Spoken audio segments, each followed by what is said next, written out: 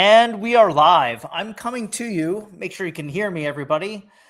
Make sure somebody let me know in the chat, please. Let me know if you can hear me. Taj, shoot me a message. Let me know. I am on a much smaller laptop screen. I'm traveling. I had to come to San Diego from Vegas today. I'm here for a funeral. One of my best friends had sudden heart attack and death, unfortunately. So I'm here for the funeral and I didn't want to miss the show. So here I am today on the show. I have a really nice show for you put together today. An interesting topic that I think a lot of people overlook in the home service business, especially in the cleaning business.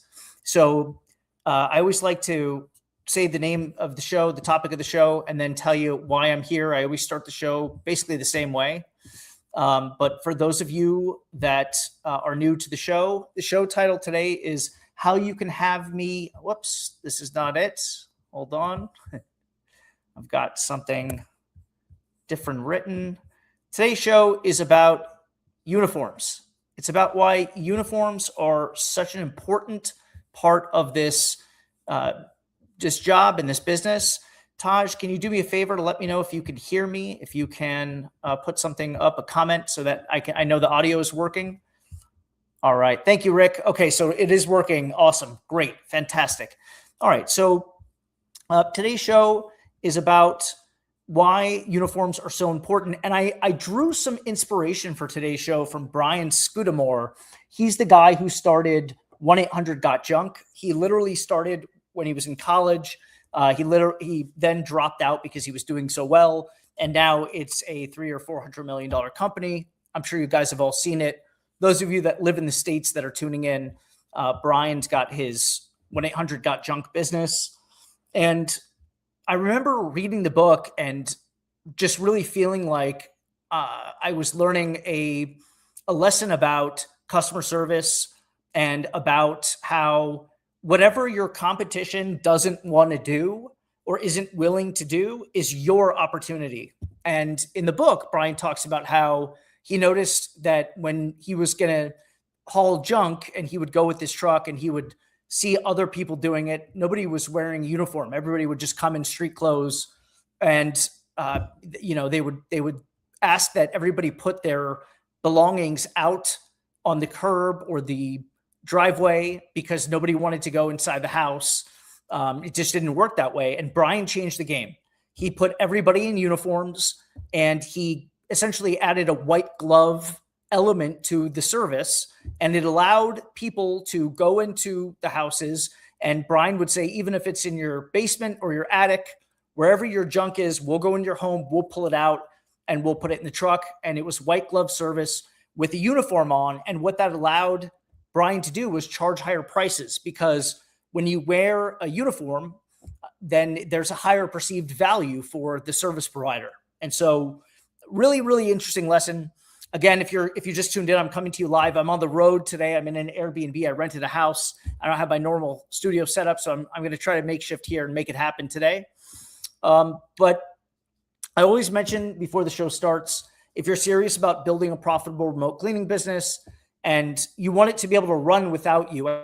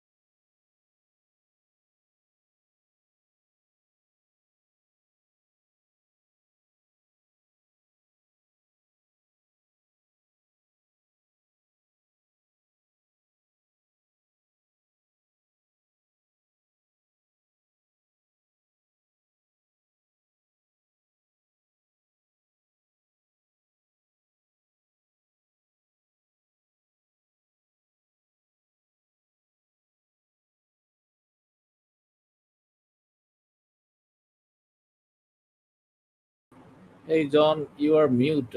We can't hear you.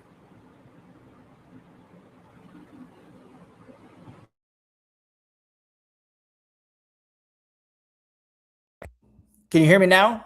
All right, good. All right, I guess I dropped connection. I don't know what happened there. All right, picking up where I left off. Rick, can you hear me now? Do I have sound now? Please confirm for me. If you guys can hear me, let me know. Good. Okay, great. Fantastic. All right. Making sure this road setup here is a challenge, but I'm making it happen. I see more and more people are coming on. So I'll get into today's show. And I let people know in the beginning of the show that if you want me to help you build your remote cleaning business, I have two different offers that I do. And if you want my help hands on, you can apply. Just send me an email, john@johnmargalite.com, and I'll reply with the application. It's a 90-day build program where I help you build the business. My team helps you, we train you, and we get you up and running. And then the other one is I give you my operating system so you can clone it. I give you the training and the weekly group coaching. It's a really nice, vibrant online community we've built. I'm going to have one of the guests up today. One of my students, Alex, has been doing extremely well. He's just crushing it. And he's going to come up in a few minutes and he'll be a guest on the show, tell you about his experience. I'll do a quick interview with him. That way, those of you that have been thinking about the program can get a real live feedback from somebody who's going through it right now, he's about close to 60 days in, and I'll let him share with you. 60 Days In was the name of a show on A&E about being in jail. So that was just funny. 60 Days In. Anyway, today's show is about how impactful uniforms are. And I always begin the show the same way.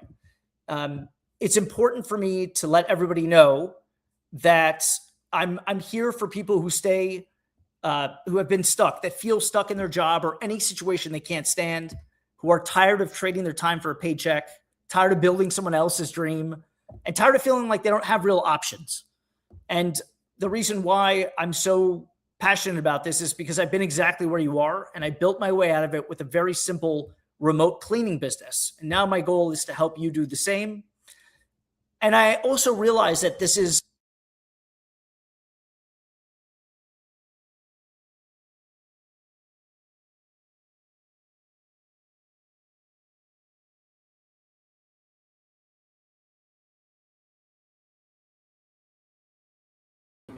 Hey John, no sound again. Can you check?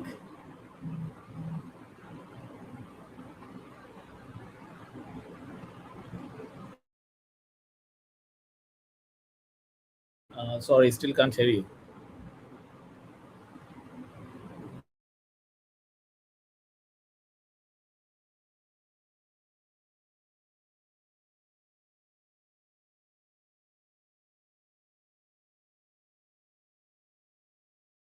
No, still you are mute.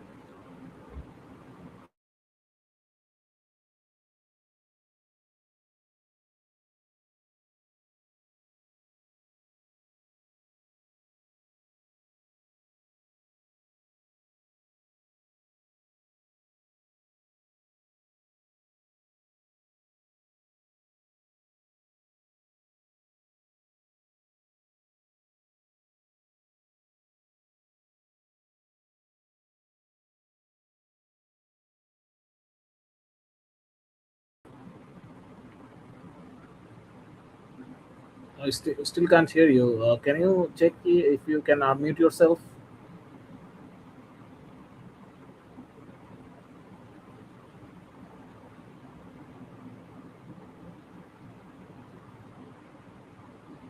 No, not yet. Still can't hear you. Sure. You can, try unplug and plug the connection again, I guess.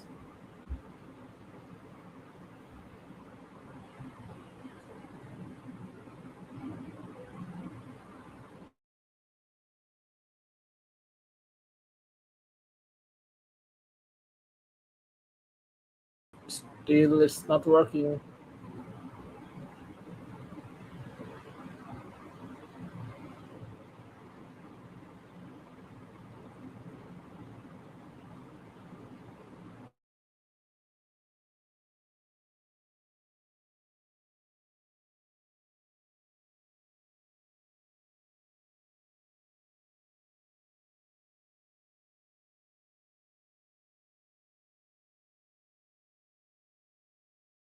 I think everybody can hear me now, right?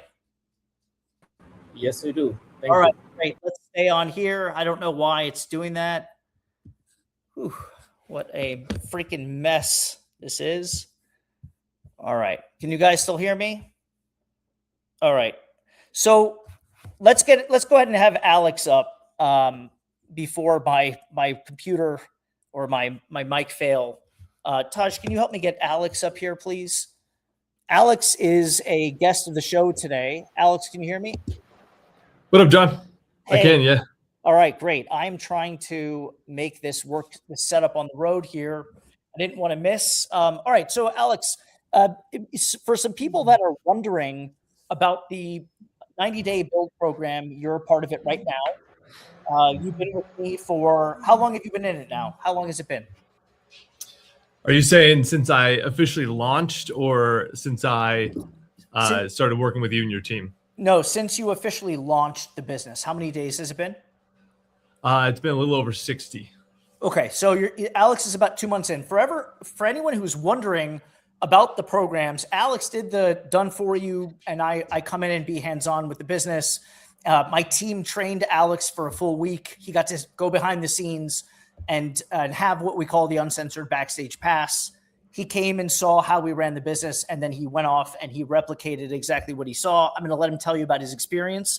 And that way, if you're wondering if this might be right for you, you can hear it directly from Alex. Now, before I jump into the questions, I do want to do a little bit of proof and a check here. Alex, can you tell everybody how much total revenue you've generated in the first 60 days and how much MRR you're set up for? Explain what MRR means also. Yeah. Let me just look right now. I'm at just from January and February, we're at 20,260 in revenue. And then our MRR, which is monthly recurring revenue, we're at 7,197. Okay. We have a total of 30 clients on some sort of monthly recurring revenue, whether it's weekly, bi-weekly, or monthly cleans.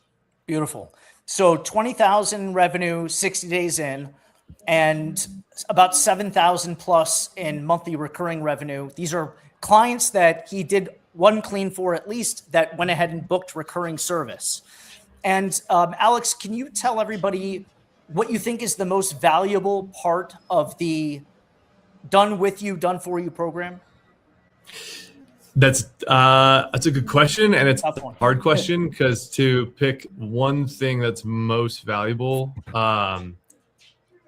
what was so good is I came in, John showed me the program that he does, and I've literally just been doing it. Obviously, he's got 5 years on my team, but I think you created my website. You helped me get started with my advertising. You trained me with your full team, and I have had multiple conversations with them. And even outside of training, they've been really helpful and really responsive. They helped me with my Google business profile, helped me set that up. I can't actually pick one thing. I think if I were to look back, I think it's the training that you did with Tasha and Teresa and Shania. Yeah. I think after you came out of that training, you seemed a lot more confident and sure about what you were doing. I agree. Yeah, because then I knew exactly how to work Jobber. Jobber is my favorite thing. I love looking at that thing, looking at the schedule fill up. Yeah, I'd say so too. Yep.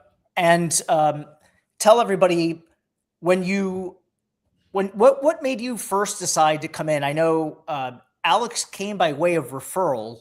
One of his mutual friends was in the program and I guess told Alex about it. Can you just tell the origin story, just the quick 20-second? Yep. I've been in sales for a really long time. I'd been wanting to get back in because I've ran businesses in the past. I've been wanting to get back into running my own business, one that I could build, potentially sell, potentially learn. I wanted to learn how to run a service-based business so I could open up other service-based businesses that could run adjacently, that could use the same systems, operating procedures, the whole thing that John had set up. And John's program coming in was just the most divine timing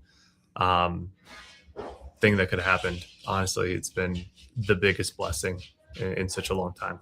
And what made you decide to invest in the done with you program where you get the training, the hands-on, me and you go one-on-one. What made you decide to do that as opposed to getting the operating system and doing it at your own pace on your own? Yeah. I like speed. I'm somebody who, if I have the systems set up, I will put my head down and work all day, every day at them. So sitting down and setting it all up myself it's just not something that I'm good at. Nor did I want to spend all of the time. And some people maybe get a kick out of that. I do not. I just wanted it all set so I could do what I do best, which is generate revenue. Nice. Yeah. And I want everyone to really listen to what Alex is saying. Alex is doing incredibly well. And the reason why, and I tell everybody who comes into the program, no matter whether they're building it themselves or I'm building it with them, the most important thing to focus on is the customers.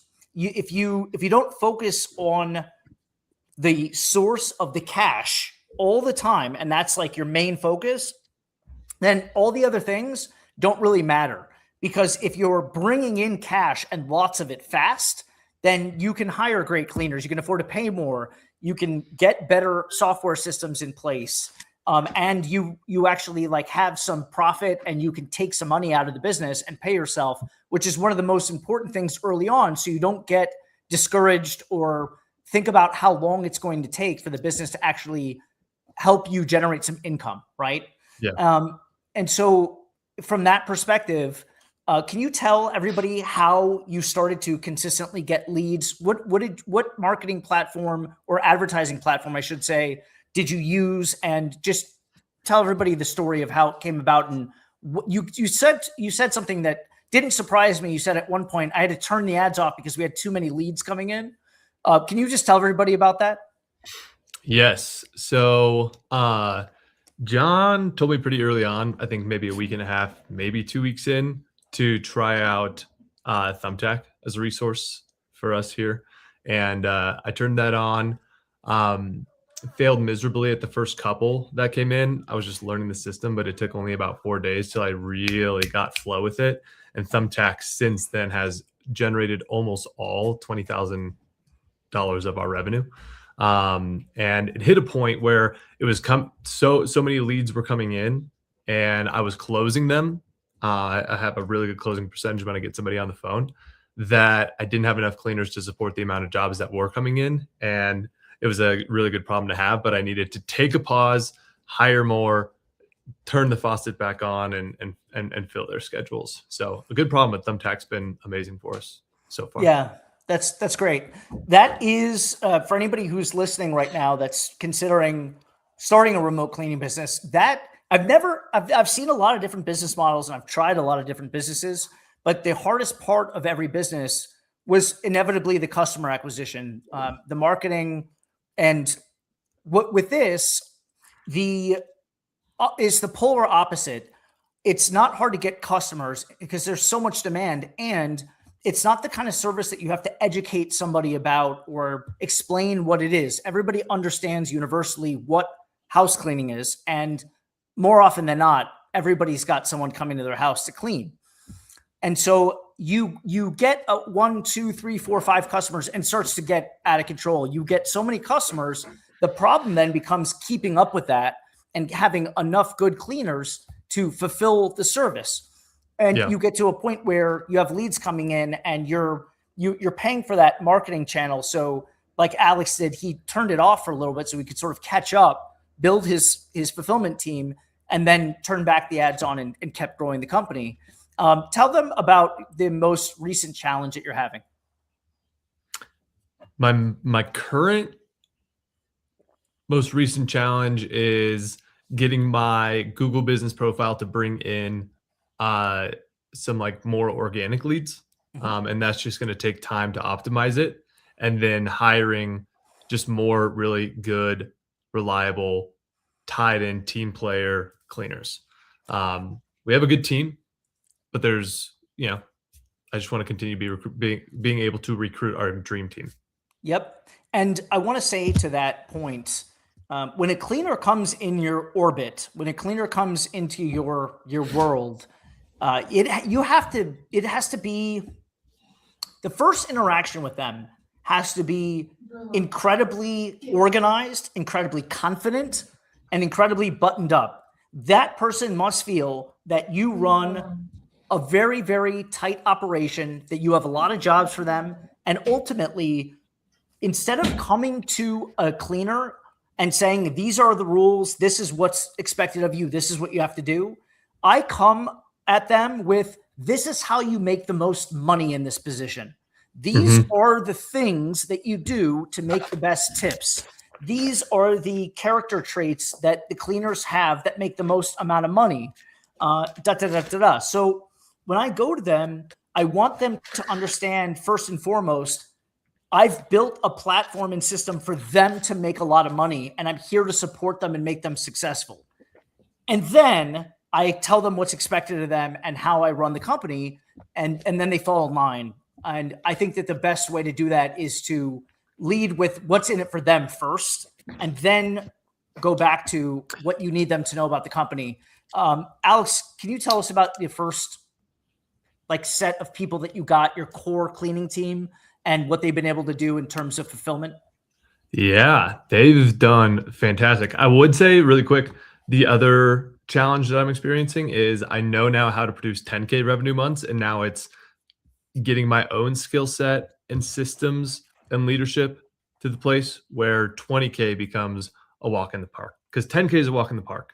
I already have, it's not even March, and I already have 8K revenue set in the schedule. So now it's, and I know it'll stack, but to your point, I need to establish a little bit better expectations right off the bat for cleaners coming in. And then my first batch of cleaners, I hired 3 right off the bat, and they have been phenomenal. In terms of fulfillment, they've been really reliable. I had a great onboarding with all 3 of them. I did a Zuma onboarding training. It took about 45 minutes where they were all on with me. We got to set the right expectations. I got lucky maybe with my first batch, but I also think I followed John's script. I watched multiple YouTube videos of you, John. I scripted it all out, made it sound like me, and that went really well. And they've been so communicative, on time, respectful, tied into the vision. This is my cat. Alex, when we have group coaching calls once a week, Alex is one of the people that will be a little bit more vocal about sharing updates. Alex, honestly, tell everybody that's watching right now or listening, if you had gone at this alone by yourself and we had never met and you had never had the Rags to Riches system and that what we call the Remote Cleaning CEO Accelerator program, how would it have been without it? I wouldn't have started. Can you expound on that? Literally, I would have been like, that'd be really cool. And then I would have probably run into all of the challenges that you ran into when you started 5 years ago. And I did not have the know-how around it. So not only did your team know what was going on if I experienced a challenge, or you did and your team, there's so many things, even small things that I've been able to shoot John a message about or shoot his team about and get the right perspective or how to overcome it. It's been, I don't know if I would have gotten past some of the initial starting stuff. So it's been invaluable. That's great. It reminds me when you talk about it, how much I was scratching my head or banging my head against the wall when I first started. And, but it did lead me to this point because it was difficult to navigate, or I should say it was just a lot of trial and error, like anything in life. It made me document all the steps and put it into this formal system that I was able then to pass on to others. So I'm grateful that I actually went through it the way I did. But if I could go back in time and somebody could just show me, obviously it would be a world of difference. I would have just started making money a lot faster, I think is really the difference. If I can say one last thing to that point. Yeah. My wife and I are kind of like serial investors into ourselves and our development. And when John told us about his program and what it was going to be, it was literally, it took us half an hour of conversation around, is this a good investment for us or not? And whatever the investment is or was, or whatever anybody else experiences with you, it is so worth it to be able to have had the whole experience with you, and then in 2 months already have 20K in revenue and so much set ahead. Like if I were to look at the entire year of recurring clients, that as long as we have great retention, we're already up over 80K, coming up on 90K if we retain, which I have a good system for doing that. And that's like, if anybody else if you're starting a business, expect to lose money for the first couple of years. Like, but with this, you have the opportunity to start making much sooner than that. Because John did all the heavy lifting on the front end by himself. Well, I learned things from you too when you talk. Alex, like he said, if you just tuned in, he has a background in sales and managing sales teams. And if anybody's ever heard of those people, I think it was more through word of mouth, I would say, not knocking on doors. But Alex was with Cutco for a long time. They make the knives that cut through the pennies. I'm sure you've all heard of Cutco. It's a very, very high-end, I guess, kitchen. What would you call the set, or how would you explain the products in a nutshell? High-end kitchen cutlery. And then I managed a team for almost a decade.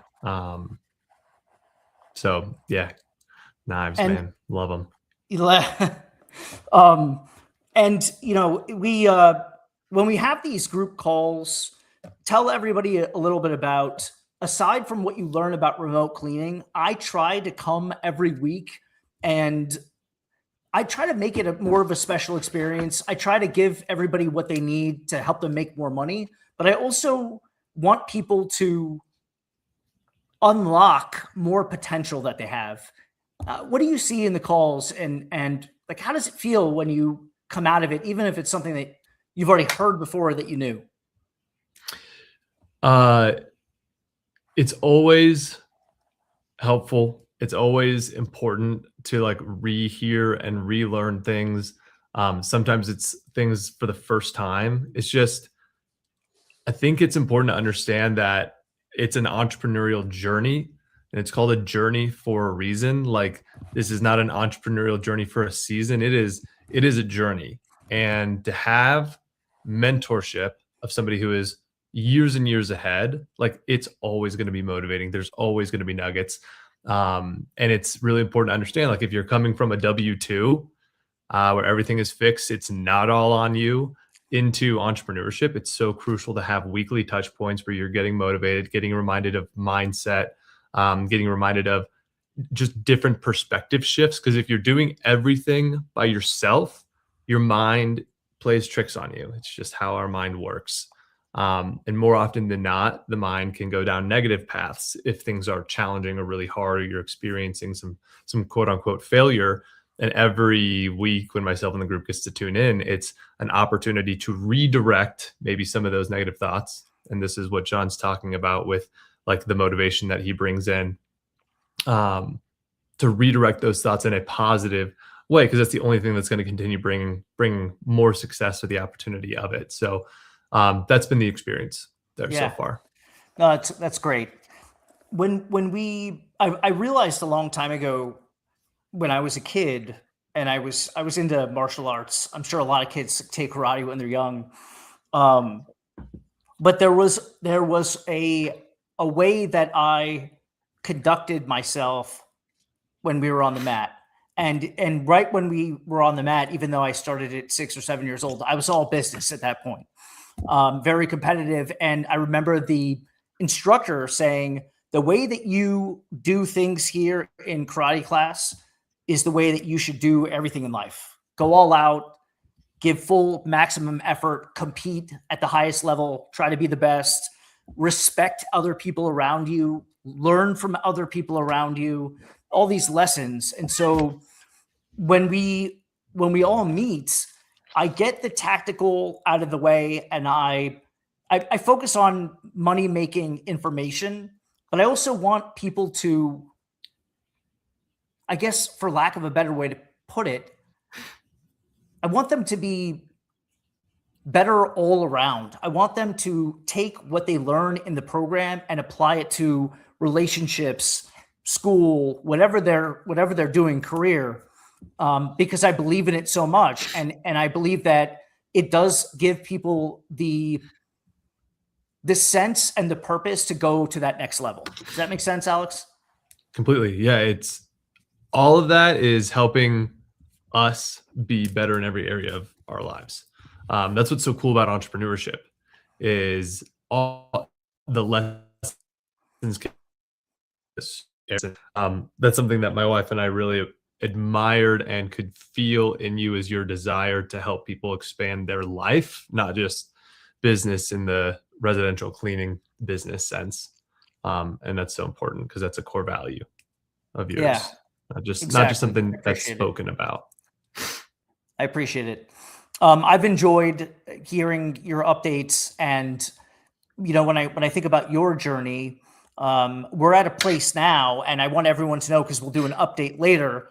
Alex has now come and challenged me and said, I want to go to, I'm hitting 10K, no problem. I want to hit 20 and 30K. So now we're working on that. I think one of the things that needs to be done to unlock that is Alex needs to get a virtual assistant at some point soon, because he is doing everything himself. And if you guys remember in earlier episodes, I told you that I sort of force-fed myself everything in the beginning. I took every single phone call that came in, whether I was in the hospital or I was at home or I was out on the freeway driving. I would take the calls, and I just made myself become a master of everything fast. And then when I brought my virtual assistant on, it wasn't like the blind leading the blind. I knew what I was doing, and I was able to train and manage that person to become very effective and successful in the role. And it led to my team does most of the training for people in the program. When Alex would come on for 2-3 hour sessions of the training, it was the girls that are running my business remotely. They have become such experts that when it comes to some of the operational stuff, they tend to know it even better than I do at this point. And so it's a really interesting dynamic of how you take a virtual assistant, if you will, at $5 or $6 an hour, and then all of a sudden that person is not only running the company, but teaching other people how to be successful on the operational side as well. And I think that Alex has gotten to a point now where he's getting the mastery of it, and now he needs a little bit of help. And like Alex said to me yesterday when we had touched base for a few minutes, he needs to stop working in the business and he needs to start working on the business. There's a big difference. Do you want to just shed a little bit of light on that, Alex? Yes. In versus on? Yes. Yeah, I have definitely, as John recommended when I started, been in the trenches with everything. Learning all of our back-end systems with Jobber and payroll and scheduling, learning how to recruit all of our cleaners and what does an interview, onboarding, all of that look like. Then learning how to close clients on the phone and book them correctly and provide great customer service, handle challenges with them. Like he was like, immerse, do it all, do everything for many months. And I'm down to continue doing it because I know I still have more to learn. But he's like, then it gets to the point where you're going to need to, and that's all in the business. I'm working in it, versus on is more of a broader kind of like puppet master, if you will, of like chess grandmaster. Like, let me look at the entire board and let me place people in the right positions. That's going to be the best benefit for our company and the people within it. Versus like the minute things, like sitting down and running payroll and looking at everyone's hours. Like that's stuff that somebody else can do. And it's just not like value versus time, not worth. It will hit a point where there's other activities that I could be doing that are worth more money. Well, tell everybody, what's a day in the life look like for a remote cleaning business owner early on? Yeah. So I wake up and I go to Jobber. I check my Jobber schedule. So I'm going to look at what cleaners are scheduled with what jobs, to make sure that everything is good there. I'll check in with my full team at the beginning of the day, though. I like them all. So I like to give them a call, see how they're doing, how they sleep, how's their rest, how's their energy, give them some motivation on the day, send them off to their first clean. If there's a couple like details about an individual they're going to clean, I'll give them those, and just so they can show up with a lot of confidence, walk in like they know exactly what to do, where to go, who to be. And then I'll start working on more client acquisition. I'll take a look at if anything came in over the night, or can I do some outreach today, or am I getting some new Thumbtack pings?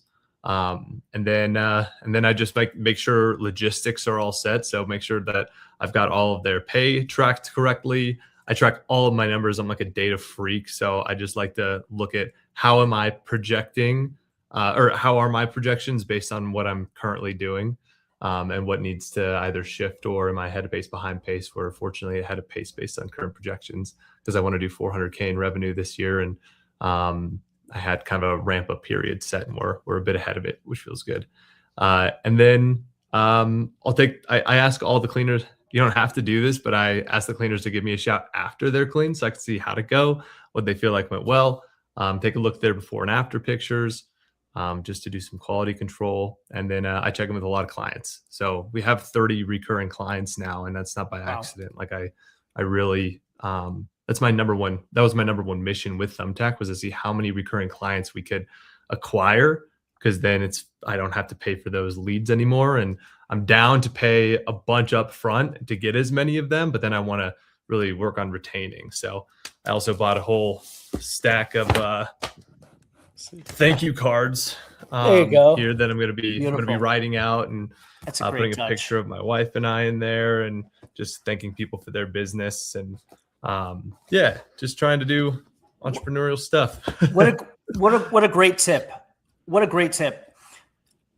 I think that I have so many loyal customers for years now, because it's about doing those little things. I would want, when the first initial job was done, I would call the customers and ask them how it went. And I would make sure to be very personable with them. I would even go as far as looking them up on LinkedIn to see if I could try to find anything out about them that could spark some more conversation or make more of a connection. Those are the little things. And Alex is sending them cards. I never send anybody cards, but I should be. I should be sending holiday cards. People love that. If you want to keep your customers for years, and you don't even want them to think twice about finding another service, even if they get frustrated one day, when you have rapport with them and you have a relationship with them, they're not going anywhere. Even if you mess up, or if somebody no-shows or something, they understand, and they become, a lot of them have become friends of mine, especially my Airbnb clients that they have like multiple properties. Some have 8, 10, 12 properties here in Vegas. They're investors, and we clean all their properties. We're the eyes and ears there. And I become close to some of them. And whenever I do see them, some of them, when they come to town, they want to have coffee or whatever, they give me a hug when they see me. And it's because they trust me to take care of their investments. And and it's just been an incredible journey in terms of the networking and who I've met. But I love the cards touch. It's incredibly cool to do that. And, it also leads me to one more point. I would say about 30% of the people that come to me and want to start a remote cleaning business, or come to me because they want some form of help, they ask me if they should do it in their city or somewhere else. And some of them say that because they don't have a huge population in their city. And I always say, don't worry about that. Start in your city, because like Alex said, he has 30 customers, recurring customers, and he's already bringing in a really nice amount of revenue with just 30 customers. And so if you're able to meet them in person, see them, and there's proximity, there's always going to be a personal touch that you can't have if you're doing a city that's distant. So the other thing I wanted to ask you, Alex, is you mentioned that you might in the future want to build other service businesses. How do you see what you're doing now with remote cleaning as a stepping stone to other things in the future? There's so many service-based adjacent businesses out there that contract out work. And that's what I love that John taught here is like, we're not providing everything that every cleaner needs. We don't. It's required that they have their own stuff, but we are going to provide those people with a lot of work, great opportunities, great pay, great bonus opportunities. Like he's teaching how to manage contractors and all of the systems and operating procedures that go into that. Well, just head to another adjacent contracting business and you do the same. It's a plug. It's literally a copy and paste. So that's what got me so excited about this and about your systems. And I tell people all the time when they ask me what I'm doing, I fill them in on program working with John. And I'm like, one of my favorite things about John is how systematized he is, because that is hard to do alone and hard for some people to figure that out. And you got it. So yeah, copy and paste it to whatever feels good next. Yeah. Or smart next. And a lot of service-based businesses are going to be AI proof for a very long time. That's a good point. And for those of you that don't know, I added junk hauling. We do trash pickup, junk hauling. And it's a very, very lucrative business, very high demand between residential and commercial, lots of junk, lots of garage cleanouts. And it's actually easier work because with cleaning, and although there's no barrier to entry, the cleaners have to have a certain level of tolerance for cleaning up other people's stuff every day. It's a hard job. I really respect the cleaners for the work that they do. But junk hauling, I mean, you can't mess up junk, right? You just need grunts. You can't break junk. You can't mess it up. You throw it in the truck. You take it to the dump. You dump it and you're on to the next one. It's quite an amazing business to see. But the point is that because so many other people were asking for it or asking me for referrals, I thought to myself, you know what? I'm just going to add this and I'm going to compound the revenue from each customer. And when I started to bring it in, I already had 3,500 customers on my email list. So I sent a blast out and I was just getting calls left and right, just, on one email blast. Yeah, that was tens of thousands of dollars in work. And with no cost to acquire a customer, it becomes very, very lucrative at that point. And then a lot of people ask me for pool service. So I started to look into that as well. And there's so many other ancillary businesses. Once somebody trusts you for the cleaning service, that's going to be the most intimate trust because they're coming in your home. When do you ever see the gardener coming inside the house? When do you ever see the pool man coming inside the house? Or even better, when do you see the pool man inside the house when the homeowner isn't home? Yeah. Never, right? Yeah. So it's like once you do this successfully with them, you could sell them any other service. And since we've added pressure washers, so we do that now too. So when we do a deep clean, we ask if they want the front porch and the patio done. If they have a pool, we do the pool deck and around the pool. So, there's just ways to add up so many other services, and carpet cleaning is an obvious one.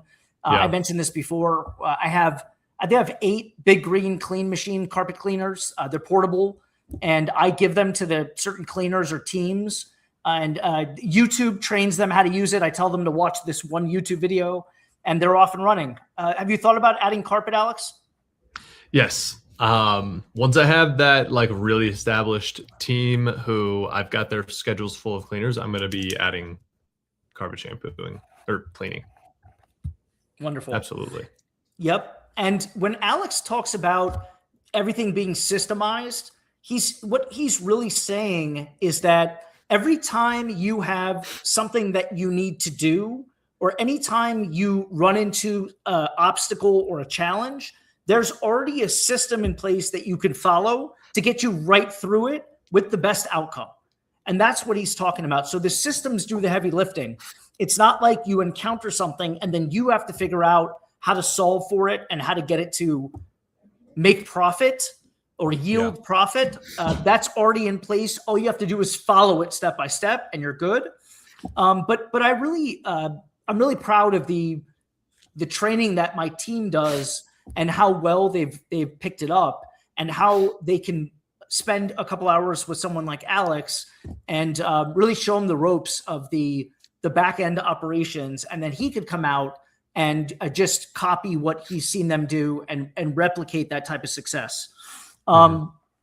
Alex, before we end this little mini interview, I want to thank you really for giving us your time today. It's been a pleasure working with you. I every time, like I said, when you talk in the meetings, I take notes. I really value your input, and I admire your dedication to your craft. And the very first day that you and I met and the first talk that we had, I knew that you were going to do well. And I just hope that what you're doing is more infectious with the team. I love that you share with everybody and you update them. It's super motivating. So please, keep doing your thing. And if you have any last thoughts or anything that you want to tell the audience, please. Thank you for that, by the way, John. I've loved this. This has been, like I said earlier, the biggest blessing. Yeah,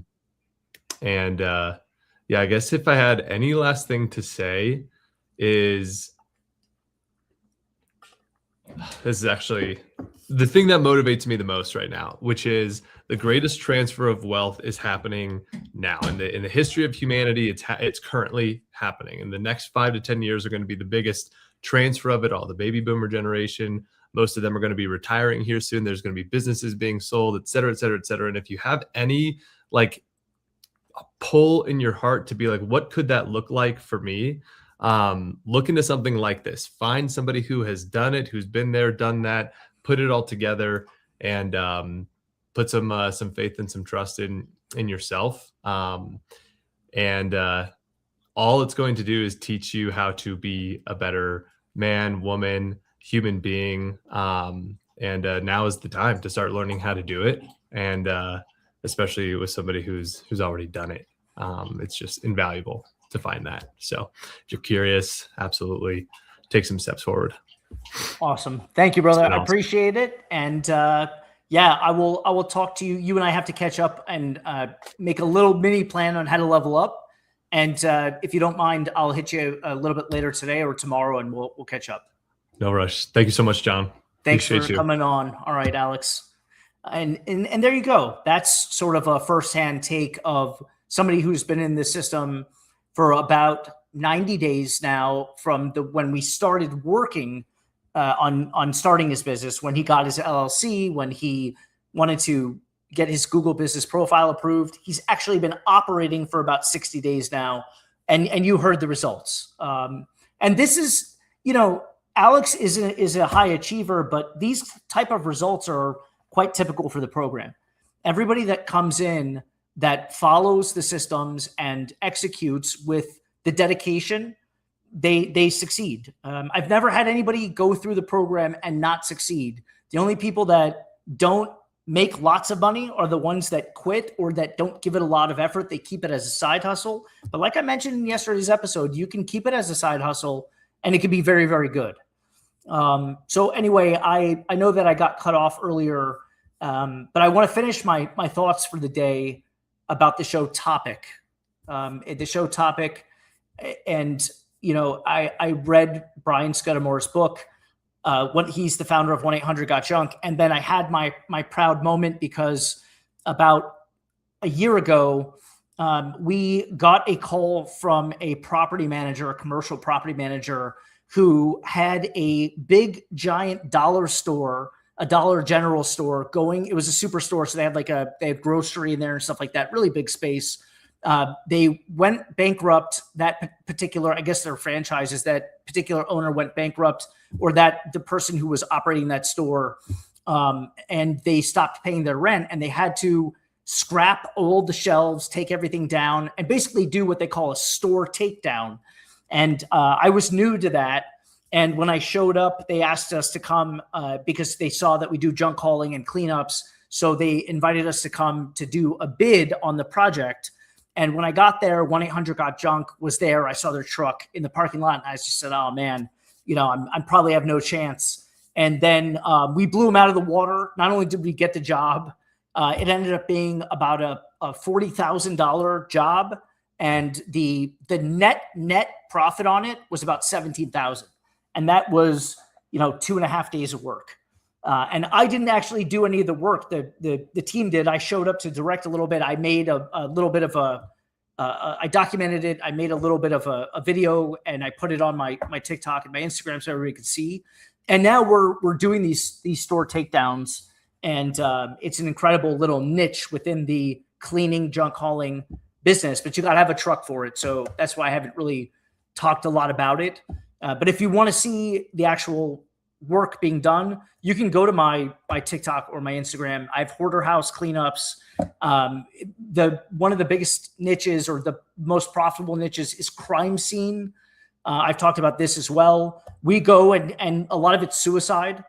We go and the body's gone, but we clean up the blood, the guts, the brains on the wall. I mean, I know I'm being a little bit graphic, but this is the nature of it. And because it's a sensitive situation, the price tag on it is very high. For a 3-hour job, we get paid between $3,000 and $4,000. And instead of paying my cleaners $20, I tend to pay them $40 or $50 an hour, and which is great for them. And then, I mean, just do the math. If my cost on it is, maybe $100 in marketing or advertising and $150 to the cleaner, that's $250 of paying out, and I'm bringing in $3,000. So if that math makes sense to you, then this might be a good business for you. But today we're talking about the most overlooked thing, I think, or the thing that's been taken the lightest in the cleaning business playbook. It's not ads, it's not sales scripts, it's not pricing formulas, it's uniforms. And I know that sounds small, but it's not small. It's the difference between being seen as someone with a mop and being seen as a real company. It's the difference between $120 jobs and charging $300 for a job. It's the difference between, can you do a discount, or how soon can you start? And I want you to really, really hear this. Perceived value drives actual revenue. I'm going to say it again. Perceived value drives actual revenue. Before someone experiences your service, they experience your brand. Before they see your quality of the work that you do, they see your presentation. And most cleaning businesses, they either don't wear uniforms at all, or they wear cheap screen printed t-shirts, or they show up looking like they just rolled out of bed. And that just kills trust. It kills authority. It kills pricing power. And we're going to go deep on this today. I value it so much. I have a couple of hacks I want to give you too on how to spend less money but get really nice uniforms. We spent a lot of the show talking already, but I want everyone to know, I remind everybody, I'm documenting my live streaming journey. I'm doing it publicly here. I'm showing up every day. I don't have any experience as a live streamer. This is my first foray into it. I just decided to show up and learn how to get better every day.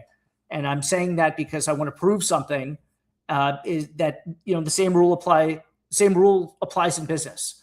You don't need 100 cleaners. You don't need a warehouse. You don't need a fleet of vans. You need systems. You need presentation. And you need to show up every day professionally every single time. So let's talk about uniforms and how they quietly become one of the most powerful pricing tools in your business. This is a really, really important show. So definitely take some notes if you have a cleaning business. I'm going to check the numbers. I'm on my laptop today because I'm traveling. So I've rented an Airbnb. I'm not in my usual studio, and I'm a little bit, I feel a little bit disheveled. I'm not going to lie, but I'm going to stick with it here and give you this information. My first talking point today is that uniforms equal authority. There is a psychological principle called authority bias. People trust uniforms. Think about police officers, doctors, military, pilots. They don't introduce themselves by saying, "Trust me." Their uniform does it for them. And uniforms date back centuries. I want to talk about the origin story of uniforms. Military forces standardized uniforms in Europe in the 1600s so that soldiers could identify their own troops and create unity. And later, during the Industrial Revolution, companies began adopting work uniforms to communicate role, professionalism, and belonging. Railroad workers, factory workers, bellhops, mechanics. I could go on and on. The uniform wasn't about fashion. It was about identity and trust. So now ask yourself, if a technician shows up in gym shorts and a faded tee, what does that communicate? Now imagine a crisp embroidered polo shirt in a neutral color, a very clean apron, structured supply bag, a really nice supply bag with all the supplies, a name tag on. It instantly elevates you. Same service, higher perceived value. All right? And what Brian Scudamore, 1-800-GOT-JUNK, says about uniforms, I'm going to tell you what he says. I wrote it down here. Let me see if I can find it in my notes. He says that he realized early on that junk removal had a terrible reputation. I'm paraphrasing what he wrote. Dirty trucks, unprofessional workers, sketchy vibes. So he flipped it. He invested in clean, bright trucks, shiny paint, matching uniforms, clean-cut appearances. He wanted customers to feel safe and confident the moment the crew stepped out of the truck. And he says something powerful in his book. This is the quote that he says in his book.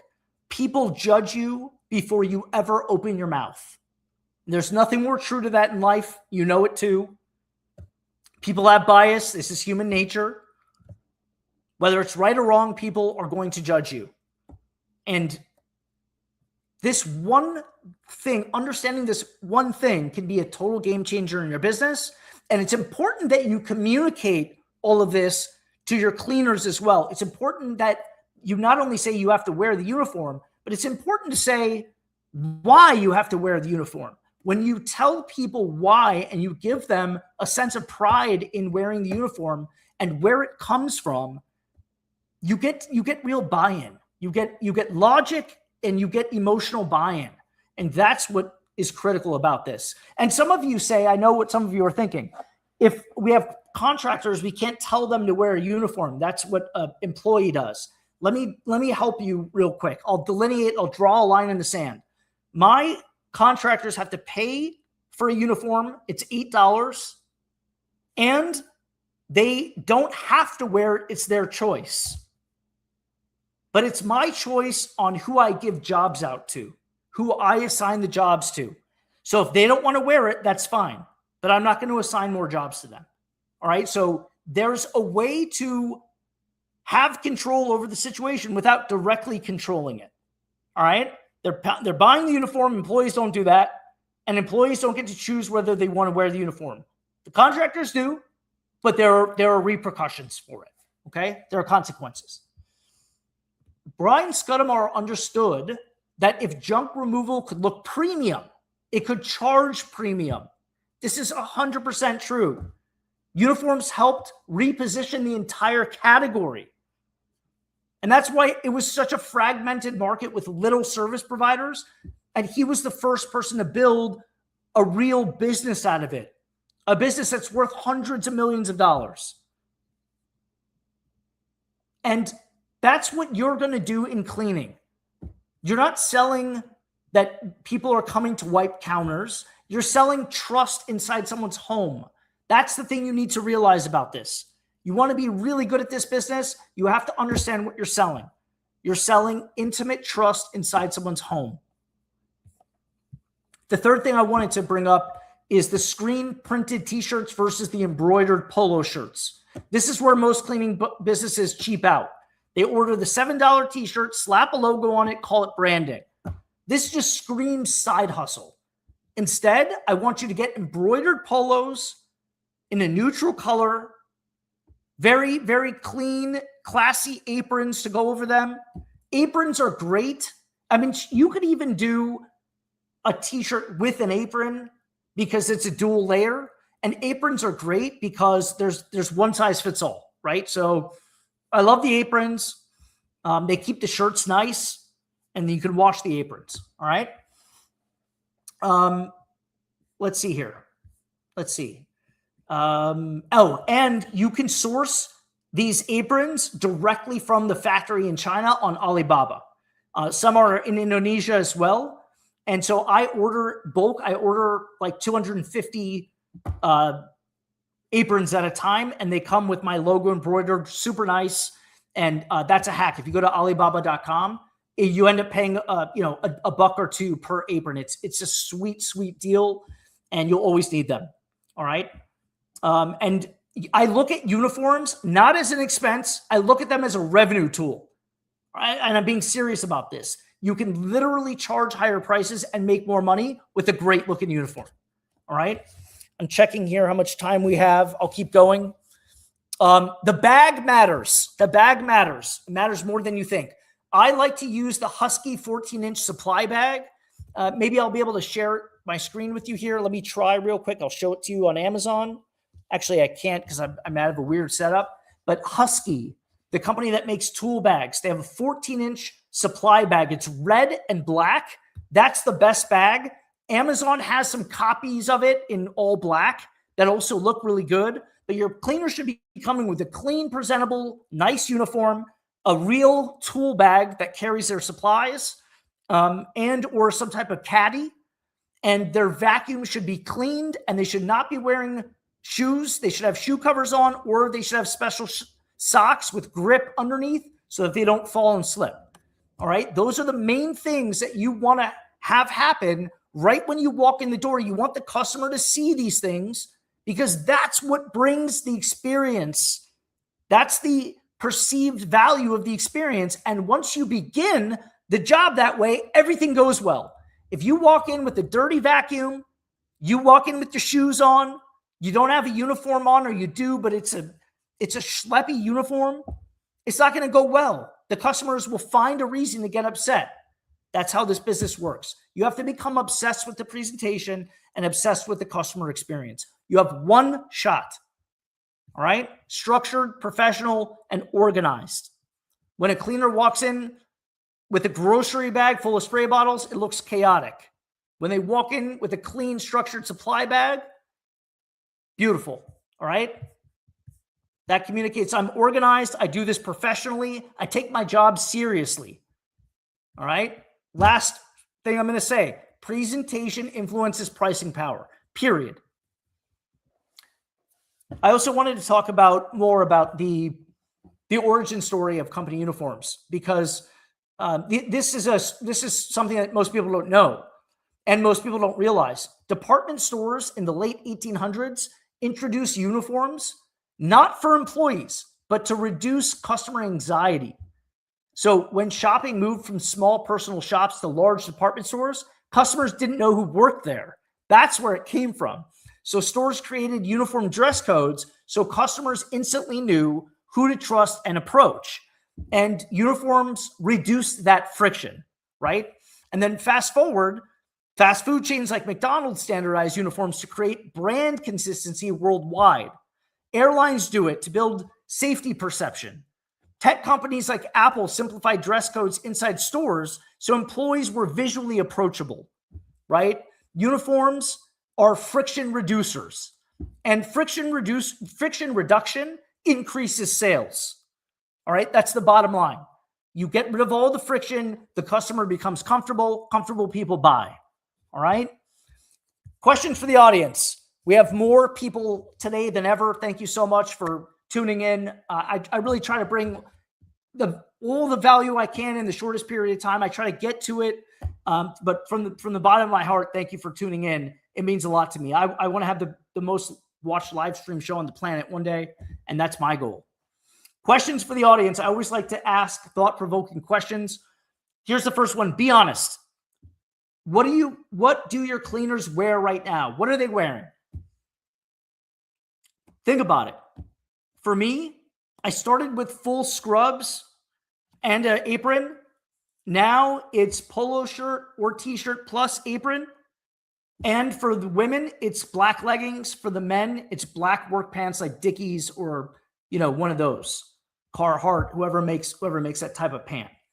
Some of the guys like to work in sweatpants. I don't allow it. It looks subpar.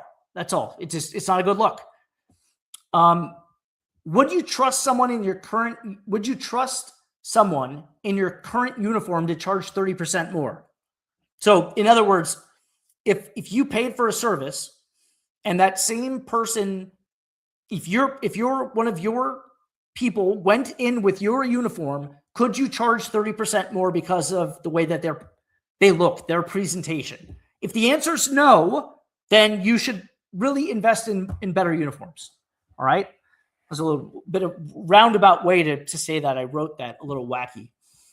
Question number 3. If your competitor upgraded presentation tomorrow, would they instantly look more premium than you? What do you think? I can't see the chat. Let me see if I can see.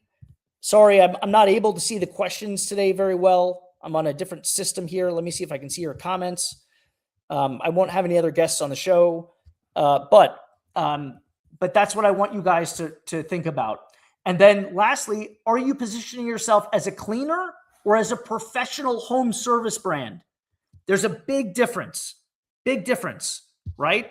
Think about that. You want to position your company and your brand and your uniforms, your cleaners as a professional home service brand. That's when you really start to scale. That's when you unlock from 10, 20,000 to 40, 50,000 and above. All right. All right. Let's see here. That's pretty much what I have. I've got a few closing thoughts on that too. Here's what I'll leave you with today. Here are my closing thoughts. I want to look. We've got 50, more than 50 people that are logged in from all platforms. That's really awesome. I'm going to leave you with this. You don't need more cleaners to make more money. You need higher perceived value. Perceived value lets you charge more, attract better clients, and pay cleaners more. When you charge more, you retain better talent. You can spend more on advertising, and you can build a real asset that has enterprise value that you could sell. Uniforms are one of the simplest upgrades you can make. They don't require a complex marketing funnel or fancy software or huge budgets. They require intention and discipline.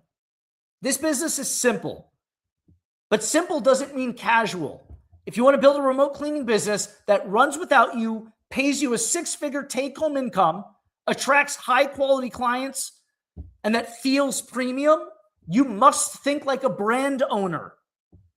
That's the lesson today. You must think like a brand owner and how you're presenting your brand, not like a cleaner. Upgrade the presentation, elevate the perception, raise your prices, and watch how the market responds. And if this episode helped you think differently, then that's the goal. Small shifts, massive leverage. Make sure you like the show and share it. Make sure you subscribe if you haven't subscribed. That's the end of the show today. I hope that it really brought a lot of value. I hope that you got to look at Alex is one of the people. I'm going to have way more people up. I'm going to start bringing my students up. I'm getting a good feel for it, and now I'm comfortable with that. They will share with you. But what they're experiencing is very real. You have people that are really making serious money after only 60 days. So I'll see you guys tomorrow. Thanks again for showing up. Have a great night.